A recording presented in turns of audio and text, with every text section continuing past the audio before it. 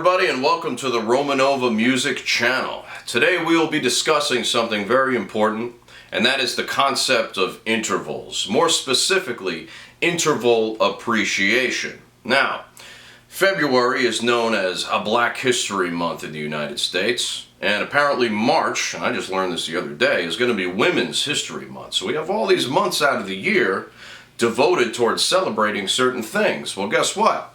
Today I'm going to create my own month. It's going to be called Interval Appreciation Month. And in fact, it's going to last longer than a month. Okay? This is going to last the entire year.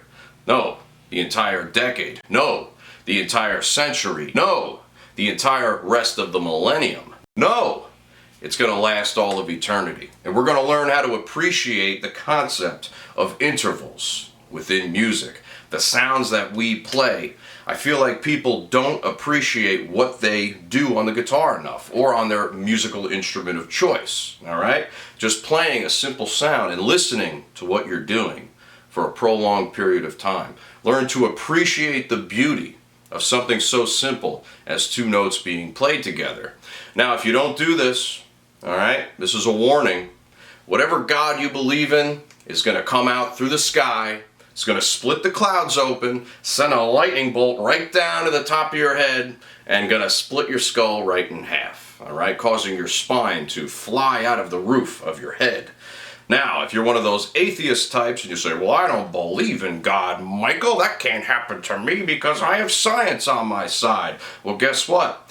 I'm going to use science to engineer a spiritual entity in the sky called God, that's going to split the clouds and throw a lightning bolt straight down, and guess what? This one's not going to go to the top of your head. It's going to go right up your damn ass. Now, of course, before we start getting into this, we have to define what an interval actually is. And the definition of an interval is very simple. It's basically the distance between two notes. That's all it is. You have a note on the bottom, and you have a note on the top being put together to create an interval, or a two-note chord. These are also called dyads for those who are more linguistically inclined. Now, the reason I stress the importance of intervals is because they make it sort of easier to see the musical spectrum. On a guitar, it's very hard to see what's going on in a theoretical, musical manner, which is why I've discussed in previous topics why some people just don't learn music theory when they play the guitar. Well, the intervals really help you to get into that world nice and easily, as they basically lay out the guitar kind of like a piano would be laid out. You know, the black and the white keys, everything is a half step apart on a piano, and you can clearly see where the intervals are. On the guitar, it's a little more difficult. It's not as black and white in a literal sense than it would be on the piano. And plus, you know, guitar is conducive to laziness. We can just take the same thing and then move it up 3 frets, and we're instantly in a different key, and we're instantly playing a different set of intervals, right? So this is going to help you dial that in. It's going to help you find notes on the fretboard a little bit more easily, and it's going to improve your ear first and foremost. So throughout this video, we are going to be focusing on 4 different intervals. 2 of them are going to be dissonant intervals, and 2 of them are going to be consonant intervals. Let's go over the difference between dissonant and consonant. A dissonant interval is one that sounds, to the layman, bad, right? Or disjointed, a little uneasy, right? Unsettling, not sounding totally stable, or, better yet, consonant, which is the opposite, all right? This is an example of a dissonant interval.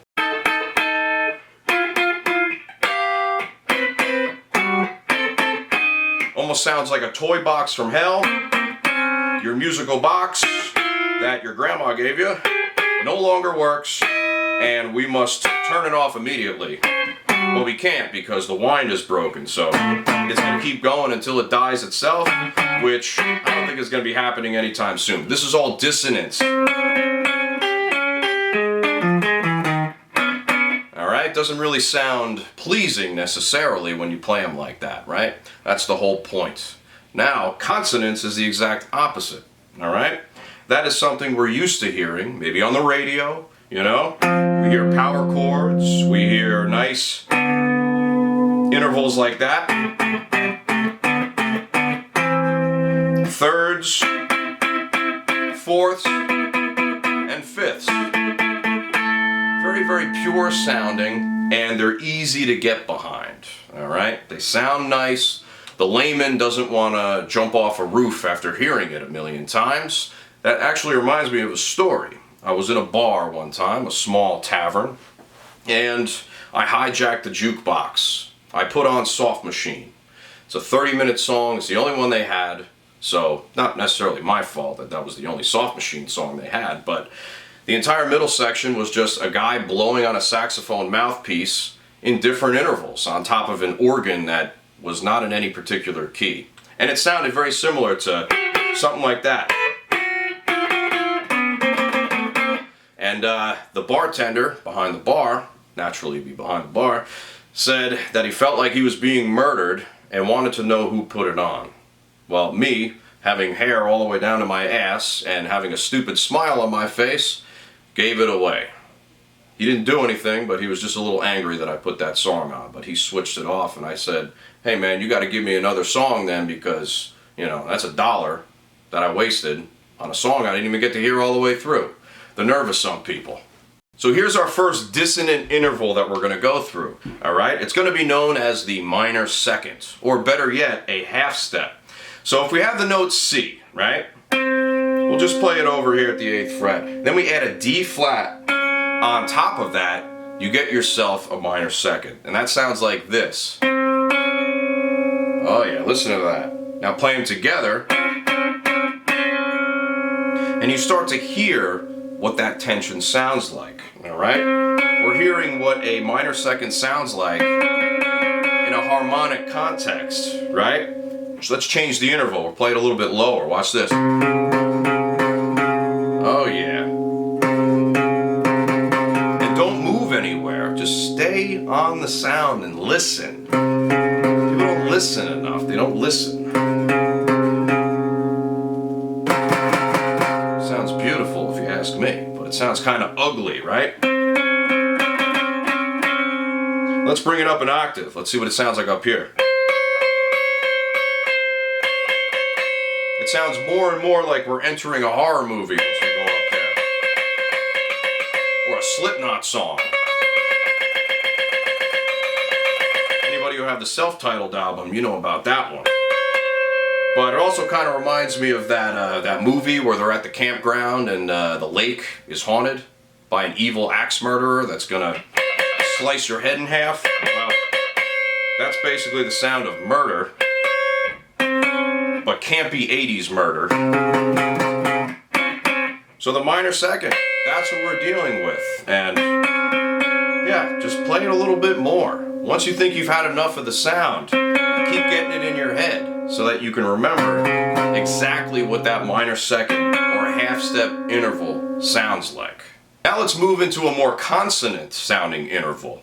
We're going to go with the major third, all right? And this is going to be a C on the bottom and an E on the top. All right, as opposed to the minor second, which sounded like that, we're going to have the major third, which sounds like that. Oh my goodness, how triumphant. It's a triumphant return to our hometown, much like Odysseus in the Odyssey, right? All right, so basically you're just having the C and the E played on top of each other, and it kind of reminds me of, well, a major chord, right? Play a C major chord, you have that major third housed within it. Very consonant sounding, very pleasing to the ear, right? Alright, let's bring it down the octave here. Always play it together as well. This can help greatly with your improvisational skills too, because it forces you to really become familiar with something so simple here. All major third, we're just learning to appreciate it. We have the same one over here too.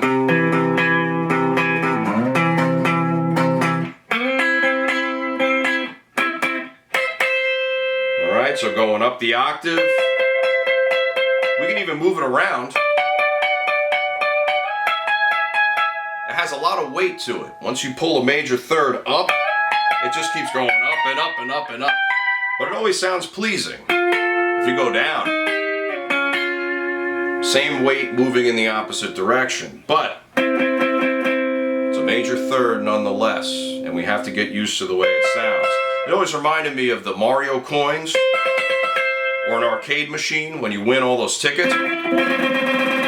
It goes real fast like that. It's like, yeah, tickets are pouring out of the machine.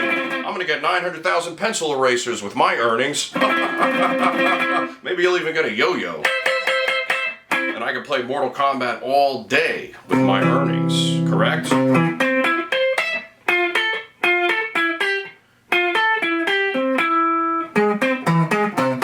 But major thirds can also make things sound a little crazy too. If you stack them on top of each other, that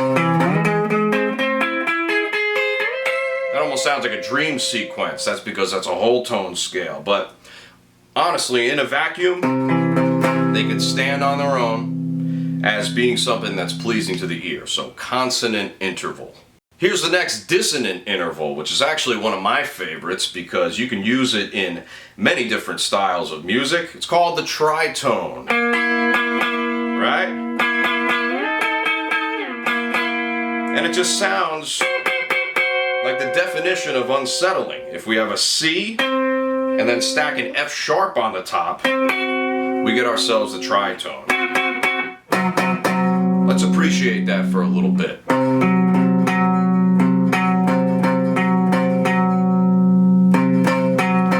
Think about what it reminds you of as you're playing them. To me, it sounds kind of jazzy in a lot of ways. But this is also known as the devil's interval.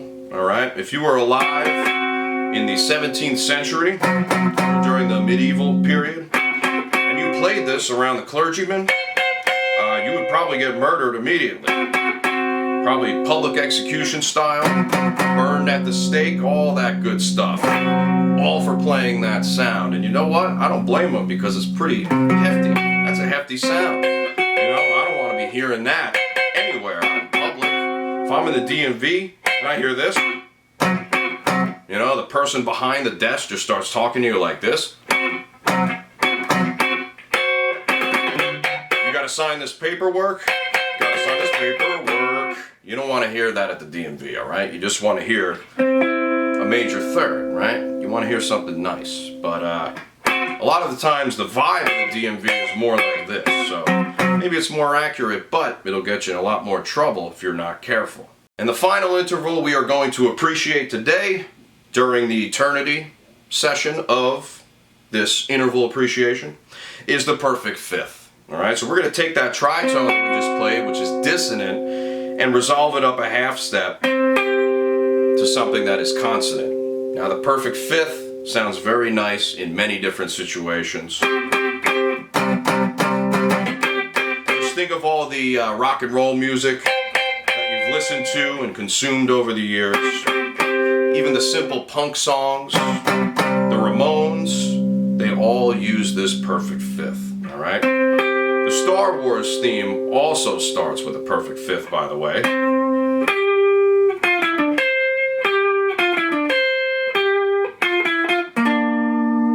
Right? Listen to that again. That's the perfect fifth sound. Always think of things that are familiar to you. Alright, and try to match it up with the interval that you're playing. Like I said, this is going to help out with your ear.